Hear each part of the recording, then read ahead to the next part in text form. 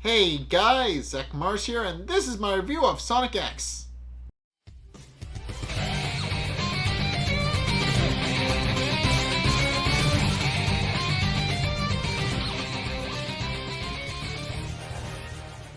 Okay, so this episode mission mashup is essentially the Chaotix show up and they play matchmaker between Cosmo and Tails. And that goes about as well as you'd expect. But yeah, in case there is some story discussion going into the episode about things that have happened in the previous episode and set up some things for the next episode. But mostly, this is an episode dedicated to Tails and Cosmo's budding relationship that has been developing for the past several episodes now. So yeah, this episode is very much about them. But in case the episode opens up with the crew of the Blue Typhoon currently fixing up the ship. Sonic is racing around with supplies, dropping it off to places where he needs it, and he's trying to find the store. And at one point he gets lost and is trying to find the storage bay. And he greets with Cosmo, who is very and they do have a bit of short conversation where Sonic asks Cosmo how her day is, and she says she's fine.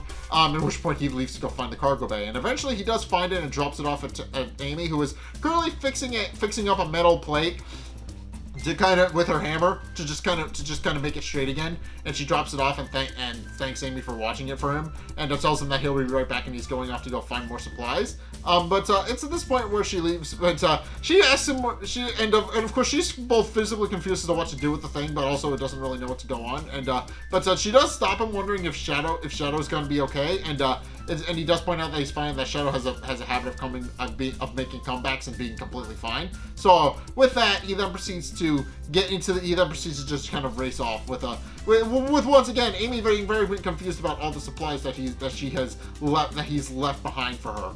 Meanwhile, Knuckles is currently in the process of repairing the power station that connects the ship to the Master Emerald, and Cream does thank Knuckles for his skills, pointing out that thanks to him they are very much able to actually keep control of the Master Emerald, and because of him they were able to get out of there no problem. And he does point but of course she also asks if he thinks that Rouge is okay, and after thinking about what happens to Rouge when they got stuck into the gravity well, he makes a very big play of the fact that he doesn't care about her, about how she kind of deserves it for sticking her nose where things belong, but it's implied deep down that he secretly is worried about her. But in his own way, he just kind of brushes it off as her being fine, and then proceeds to go back to fixing the ship. Meanwhile, as they're doing that, Tails and Chris are also doing repairs as well, with Tails repairing the artificial palm trees that are on the deck of the Blue Typhoon, and when Chris asks him why he even bothered with the palm trees in the first place, pointing out that it's hardly tropical in the middle of space, Tails points out that it's actually thanks to Chris's grandfather, because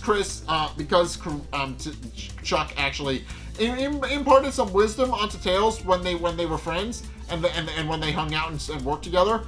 Tails decided to take something that Chuck told him to heart. That he should always design a ship that's exactly like home. And of course, Chris does kind of see the novelty in it, and they go on to go finish repairs on the bridge, where Chris kind of collapses briefly, and when Tails asks him if he's okay, he points out that they actually did just get off a really rough fight, and for that reason he's a little bit sore. And Tails does comment on that, pointing out that obviously they just got off fighting Red Pine, pointing out that he was absolutely a very tough opponent, but also point out that because there are actually three more commanders other than Dark Oak that are just floating around in space somewhere with an equally formidable army of Metarex, and points out that obviously they're going to need to deal with that at some point or another. But Chris also proceeds to wonder what exactly their plan even is, pointing out that they're obviously growing and maturing planet eggs for some strange purpose, and of course he wonders what exactly that purpose might actually be. And Tails posits a theory that since the planet eggs contain massive amounts of power, that they're most likely force-feeding them chaos energy so that they can grow and become more powerful, so that they can use them to take over the galaxy. And points out that regardless of what their reason is, they're going to do their best to make sure that never happens. It's at this point where we then proceed to get a cutaway segment between the three remaining commanders of the Metarex army. We've got Yellow Zavolka, Black Narcissus, and Pale Bayleaf, and true to form, they're all color coded. Based on their thing.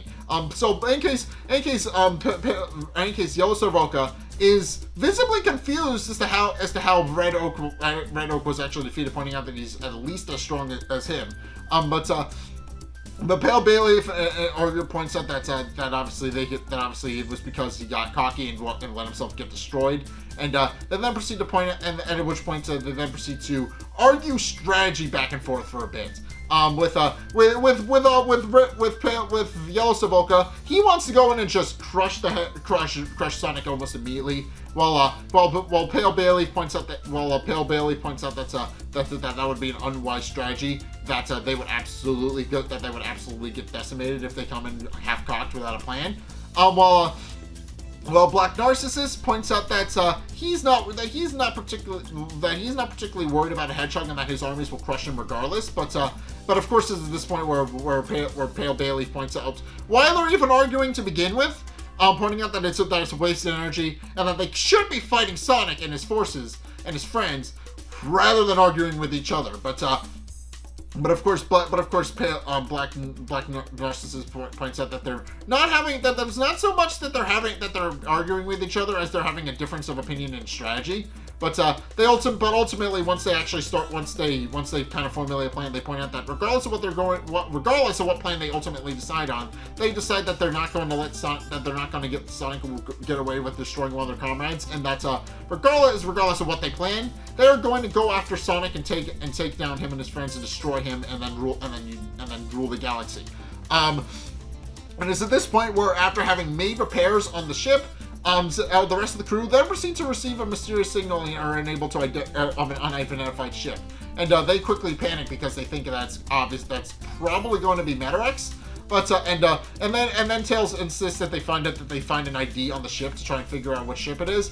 And it's at this point where they do manage to positively identify the ship, and it turns out to be the chaotic ship, which of course Sonic quickly realizes is probably going to be more trouble than it's worth.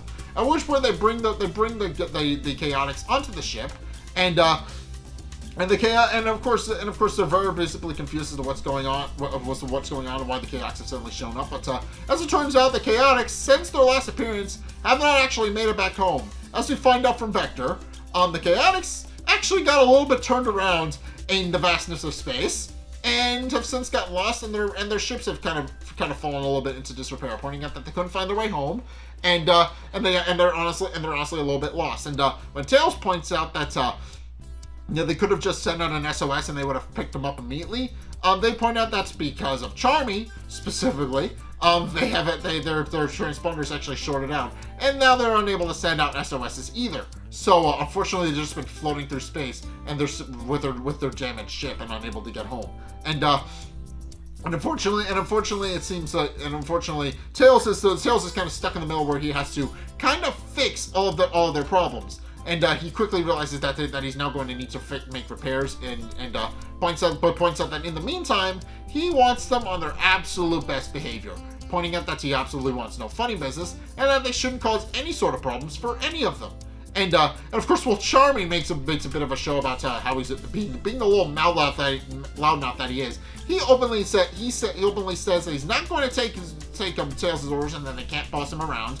But it's at this point where Vector shuts him up and tells Tails that not to pay attention to him, and that they will and gives Tails his solemn word that they're not going to cause any sort of funny business, which of course winds up being a lie, but we'll get to that.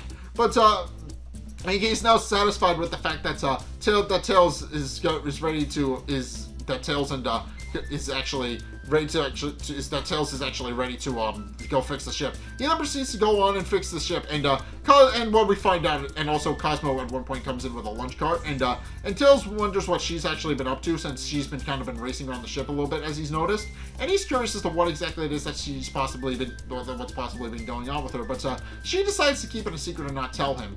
At which point the two, while Tails is fixing up the chaotic ship, they decide to sit down and have a chat and actually eat a little bit of lunch. And here's the thing: Vector quickly picks up on the fact that there's chemistry between the two of them, and notes that they obviously have a bit of a thing going on, and of course they do start talking it up a little bit about how obviously things have been rough over the last couple of days, and that they've absolutely been fighting hard against the Metarex, but Cosmo does point out that she's very thankful for all the help that Tails has actually been able to provide. And of course, not really reading the room very well. Vector points out that he thinks that Tails is actually way too shy to actually tell Cosmo how he feels. So he decides to play matchmaker, and he decides that the best way to do that is that he's going to spring a trap that's going to get Tails and Cosmo along with one another, and he also openly believes that the reason Tails doesn't want them helping is because he thinks he wants to be alone with Cosmo, which is partly true, but also because the Chaotix are a bit of a mess. They will absolutely cause problems. So he decides that the best way to solve the problem is to play matchmaker. And the way he decides to do this is to actually recruit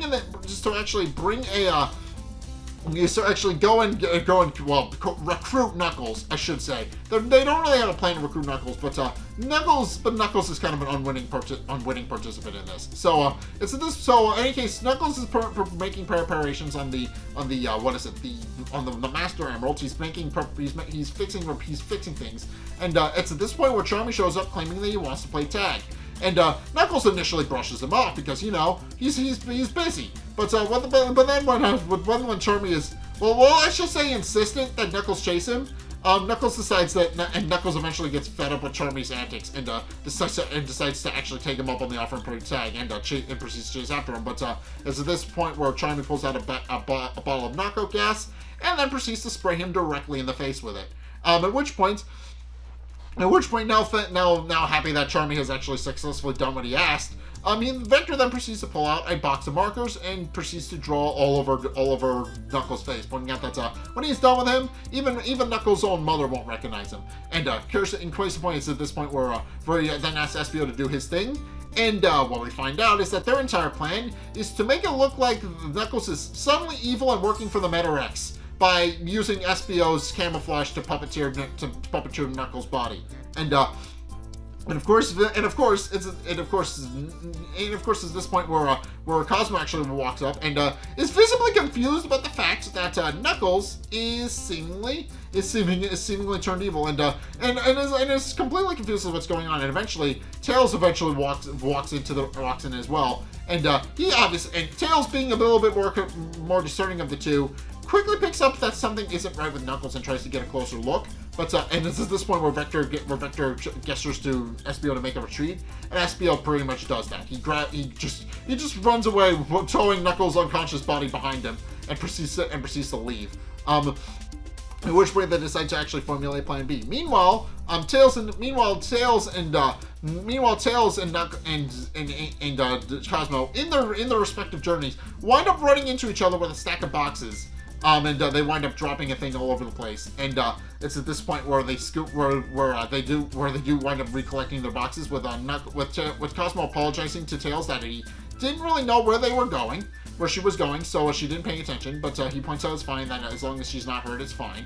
But at which point she scoops up all of her stuff and leaves. But Tails quickly notices that she left a box behind, and when he opens it, he discovers a little charm in the shape of a flower. And realizing that she probably left it behind by accident, he decides to actually bring it back to her, and eventually figures out what Cosmo has actually been working on this whole time.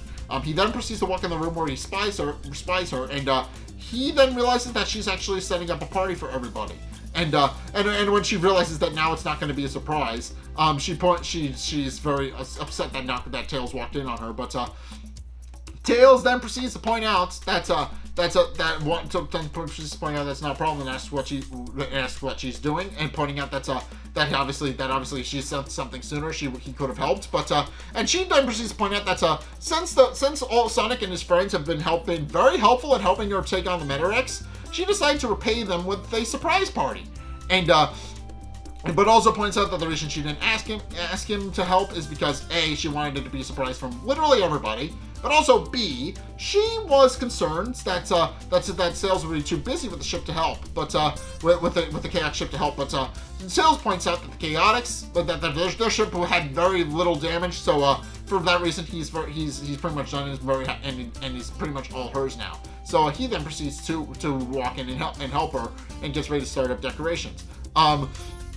And of course, Vector sees all of this, and points out that it seems like they don't really need much help, which Espio points out was very obvious from the get-go. But and then wonders if they can finally leave now that Vector has finally gotten proof positive that the two are going to pretty much be fine without him. That Vector shouldn't force a relationship on them.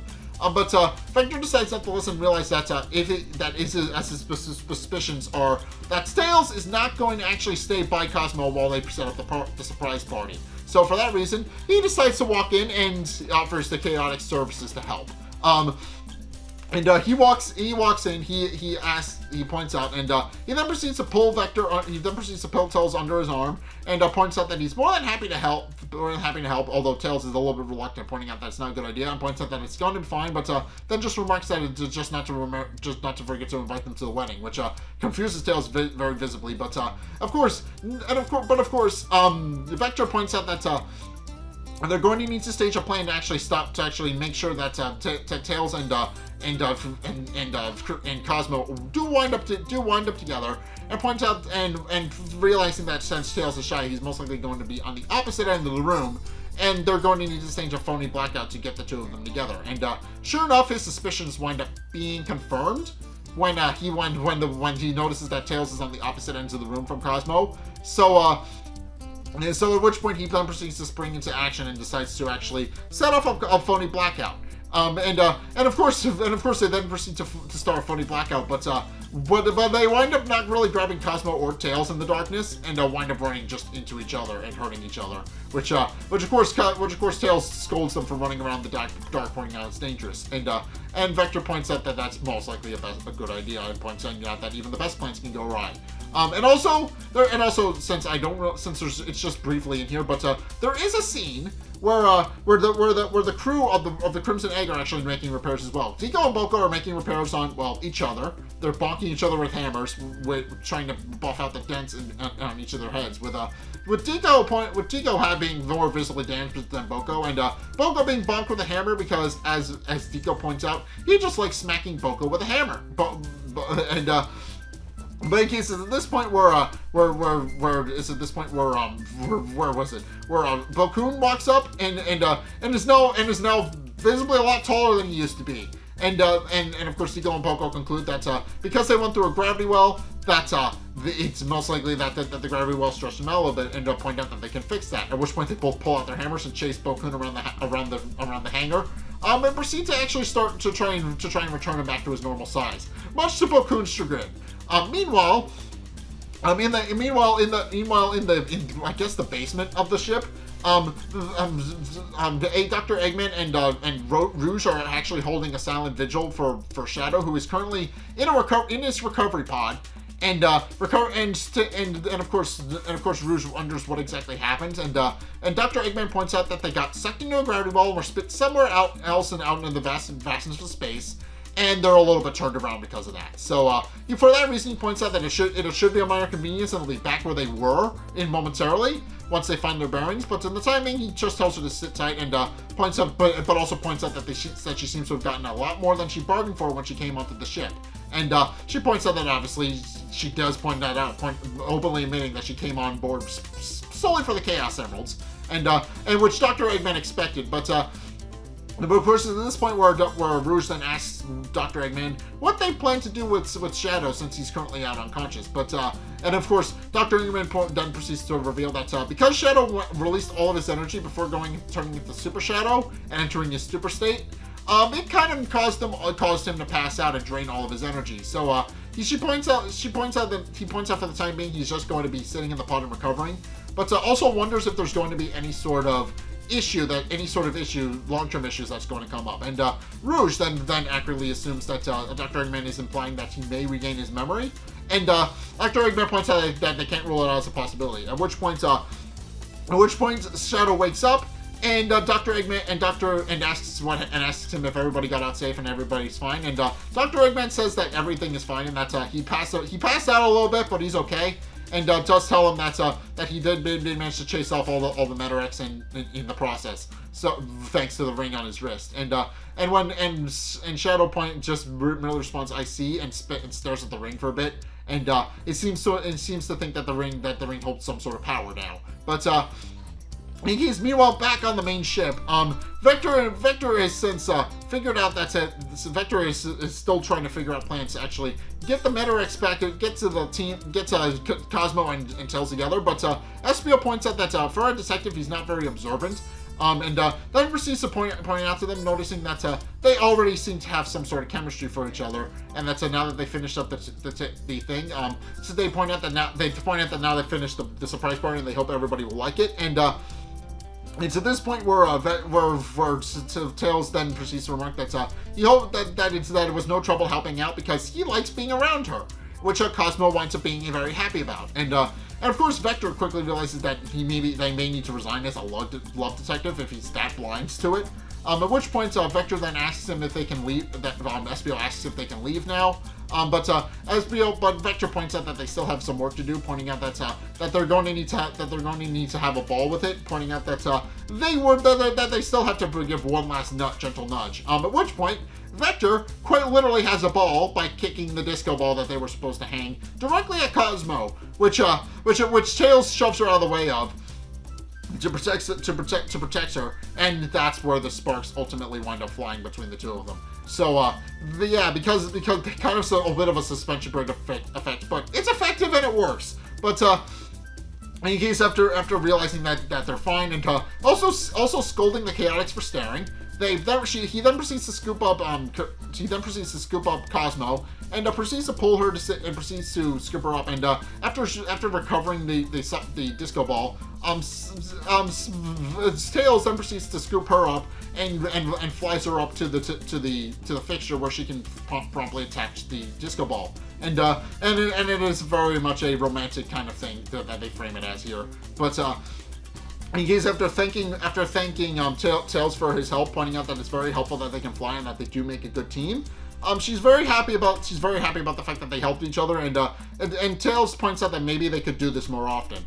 Which of course Vector then takes the resignment and the fact that he's finally gotten the two of them together. And but now there's becomes a bigger obvious problem that they now need to get people to actually come to the surprise party, which Vector openly decides to volunteer for. He decides to volunteer the Chaotix to help out and bring people to the surprise party. So he decides to go out and go solve the various go to the various ships and other things, and go across the ship to actually go find things.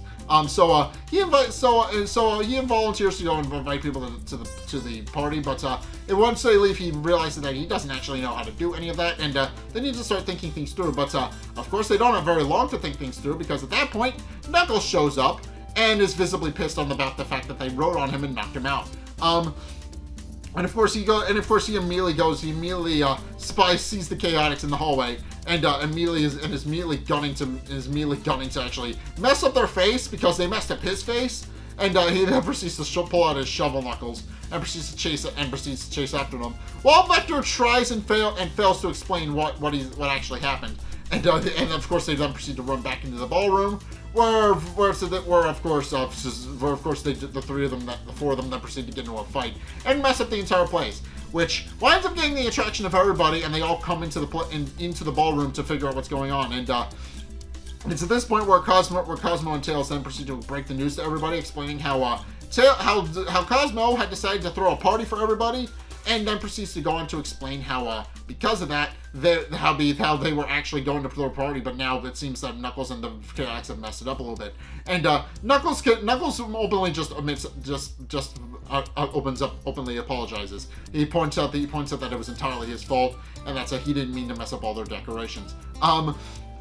But in case Sonic then decides to actually decides to look on the positive side of things, pointing out that they can still just have a party and that they don't need to redecorate, pointing out that it doesn't really matter as long as they have a good time. And with that, they all proceed to go to just kind of enjoy the party anyway, despite the messed up decorations in the core. With Amy actually dressing up in a special dress for the occasion and openly flirting with Sonic about it, asking him what he thinks about her new dress. And Sonic is very visibly panicked and a little bit distressed. And she points out that he must be at a loss for words. And of course, at this point where they realize the Chaotix thinking that their mission is done, get ready to go and leave. But Vector points out that they still need to wait and see how everything plays out between Sonic and between Tails and Cosmo. And sure enough, Cosmo is currently staring out into the vastness of space, watching all the stars pass by as they fly through space. While and Tails eventually walks up to her.